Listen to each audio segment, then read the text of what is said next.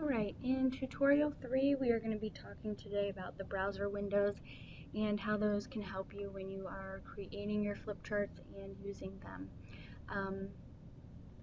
If you take a look here, I have a picture of a browser window. If you log onto the computer and you see that your browser window is not here, you can get it back by going to View and then Browsers, and here it is.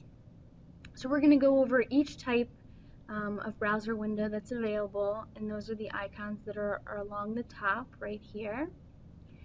So let's start with the page browser, and the page browser is kind of like in PowerPoint. It allows you to view previews of the slides in your presentation.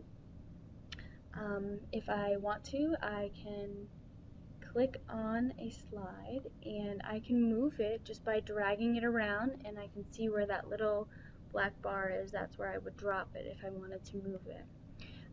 I can, down here at the bottom is a slider bar where I can make the slides bigger, or I can make them much smaller depending on what I want to do. Next we have the resource browser. This is one of the more important ones to help you make dynamic flip charts. So I'm going to go ahead and click on that, and I would like to bring to your attention first is at the top here we have a custom area for just our school, which is the SMM game templates. And basically what I did was I went to Promethean Planet and I found a bunch of game templates that had been created by other teachers that looked interesting, and I brought them here so that you can use them. We have 24, Are You Smarter Than a Fifth Grader, Memory Game, Pyramid, Wheel of Learning, Who Wants to Be a Millionaire. And to open one of these up, you just double click, and as you can see it brings up a new flip chart, and there are directions under the notes and that will explain to you how to set up the game so you can play it. Alright, in addition to the game templates are all the default graphics and illustrations that you can use to make your flip chart more interesting. If let's say I'm looking for a background, I'm going to click the plus next to the background, and as long as I see a plus, that means that there are more things, and I have to click plus again. And when I get to the spot where there are no more pluses, I can click and I can find items to use. So if I wanted to, let's see, these are 4th grade, 5th grade, let's say I wanted to use the 6th grade one, I'm going to go ahead and insert a blank page, and I'm just going to click and drag it over there, and there's my background. As you go down through these, we have clip art, we have stuff for English class, foreign language, history, math. There's a lot of stuff. You can see I've got boards and grids and calculators and all kinds of fun things. We've got fractions. Here's a fraction wall I can use. Some of the items in here, for example, if I go down to science, some of these activities are actually, let's see if I can find one for you, actually do things.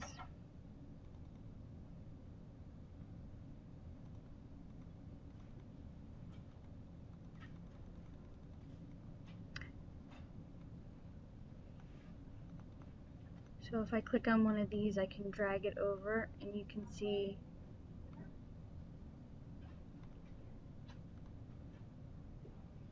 that when it plays, it's actually an animated item that I can use in my activity.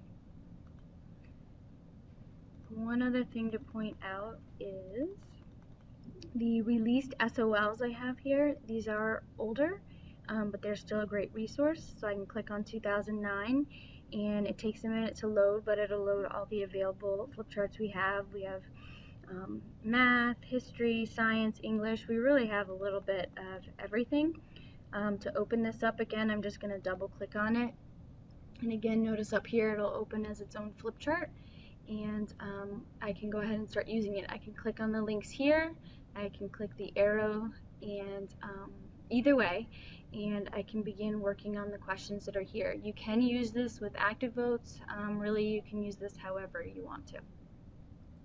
Alright, let me go back to the next page, which is our object browser.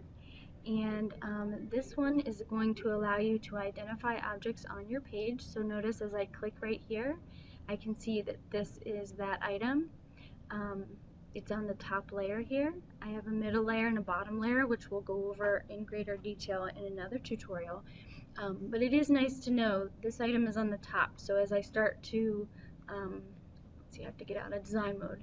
As I start to move it around, I know that this will be on top of anything that I put near it. Next we have our notes browser, and this is a great way to put notes for if you have a sub using this flip chart, if you want to share this with another teacher, if you want to state objectives or standards. You click on the note sticky pad here and you type in whatever you want to be there.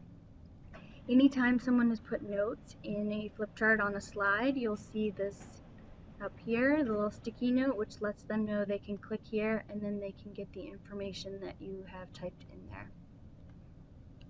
The properties browser is next. That will allow you to identify and name objects. So if I want to click on text and instead of text 3 I want to name it something specific, I can type in whatever I want it to say.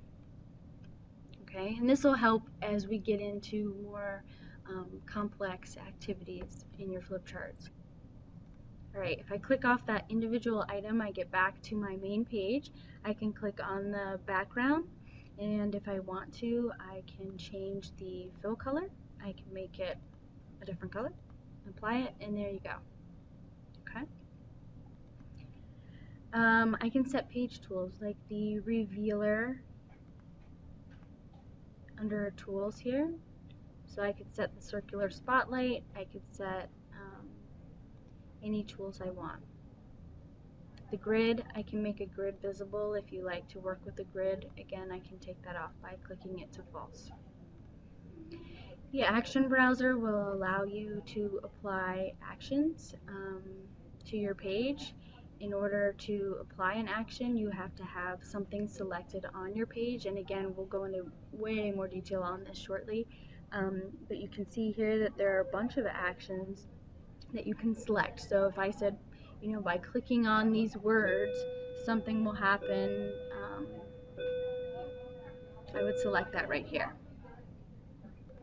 The final one is the voting browser. If you have active votes with you, for some reason it always defaults to active expressions. So you click here in the browser window, you select whether you have votes or expressions connected.